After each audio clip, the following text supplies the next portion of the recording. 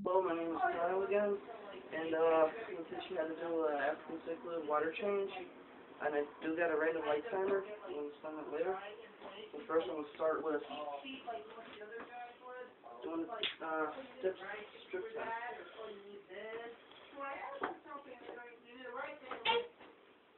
Just take it in and out real quick, just to make sure if the water's good or not. I like to do weekly water changes. And right now the hardness is at 300, which is actually good, ideal for African cichlids. The quantity is good, pH is a little bit low. So yes, I need to do a water change. And start off with the water change. I got 2 buckets of water. What I'm going to do is I'm going to add a little bit of dechlorinator. I usually like to get RODI water, but I do not have the money for that right now. And I had this for like a little bit. Have some left over. Or cat niche is usually I think a teaspoon per every gallon. This I'm going to add later. And what I'm going to do next is I'm going to shut off all the power to the whole fish tank.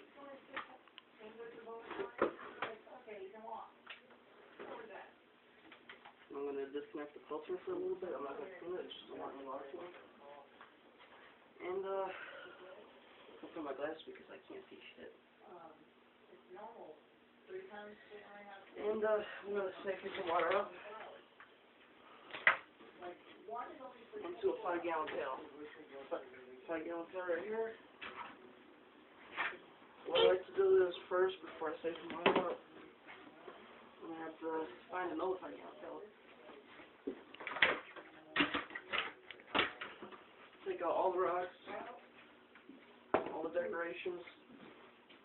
My hands are clean, so there shouldn't be too much bacteria, cross-contamination in that factor.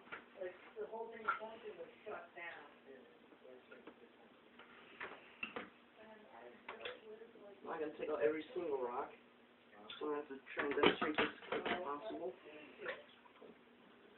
I got to be careful when I succubus, when I punch over fish. I do that succubus with these African cichlids, but it's about ½ inch bigger than every fish I got in the tank, and this is good. Start the sand a little bit. That was old declaration. Okay. And take this up. Pretty much, well, that's sitting on all the coroners soaking up in there. I'm going to start the sand. I usually use like a little mixing spoon, some kitchenware you can use. I have this somewhere in my room. So I'm going to start sanding a little bit. Now I'm going to save it off some water. All the tar shut off. Do a quick draw. Do a quick draw. Have like an inch above the gravel. It's okay to suck up on gravel. Try not to get rocks. Take the smaller ones.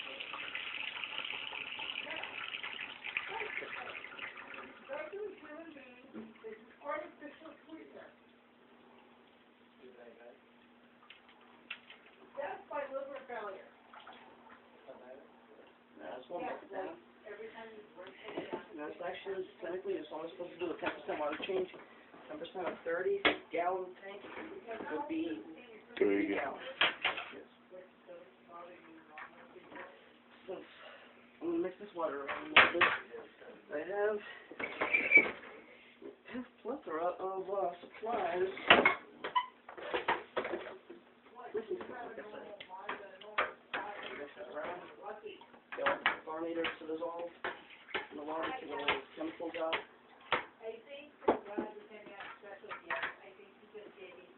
Now it's time to add some water.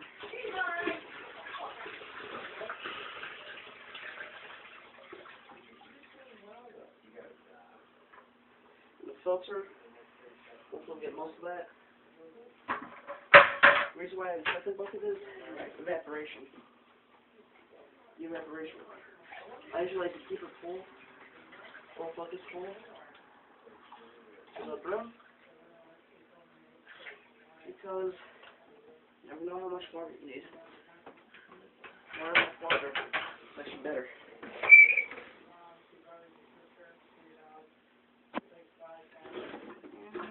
I'm gonna get a measuring spoon. I like to usually measure out, what is this? 1 teaspoon. Usually, this is 1 teaspoon per 5 gallons. I just do 1 teaspoon because most of the water is already buffered correctly. So, just scatter that around.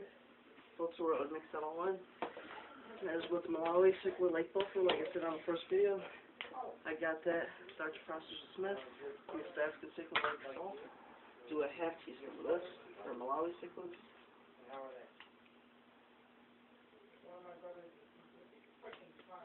Half teaspoon.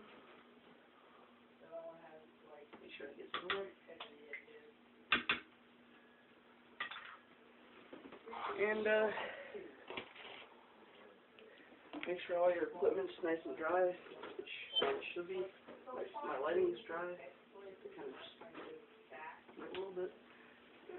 Power. It's good. Turn all the power back on, everything back on. Turn the light off real quick and add back the rocks. It's also good to remove the rocks.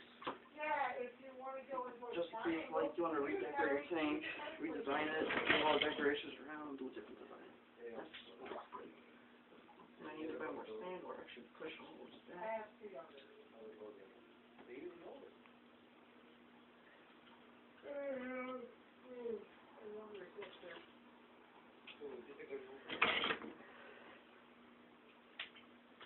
And,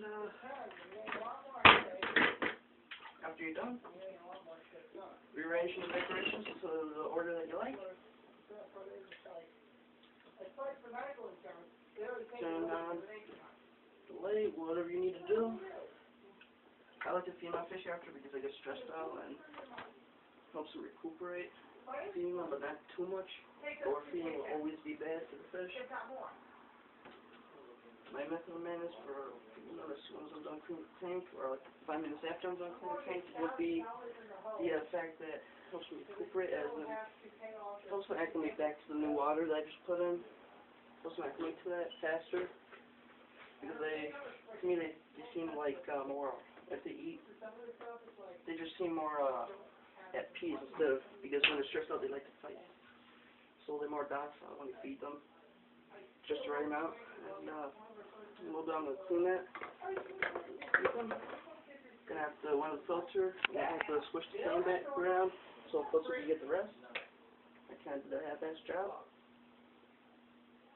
And they instead of chasing each other, and you're supposed to group them all together. Have the tank can hold to similar size African cichlid. I'd say up to 6 to 8. Around similar size, about inch to inch and a half. And you're supposed to have 6 to 8 in this tank of inch and a half size for a couple reasons. Why? Because you have a little bit in the tank, a little bit of African cichlid in the tank. They will fight each other and pick each other off one by one until there's only one survivor.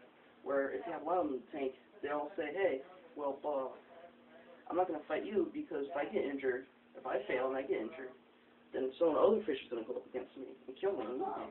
So I'm not going to fight at all. I'm just going to chase and defend my territory slightly. But they always develop alpha male. They're actually pretty intelligent fish. People do. Fish actually very little credit now once you're that into the hobby. And there you have it. That's how you really do an easy water change. What I do got to get is a gravel vacuum, so I won't soak up much sand. I can go down quicker. Get a little dirt. And there you have it.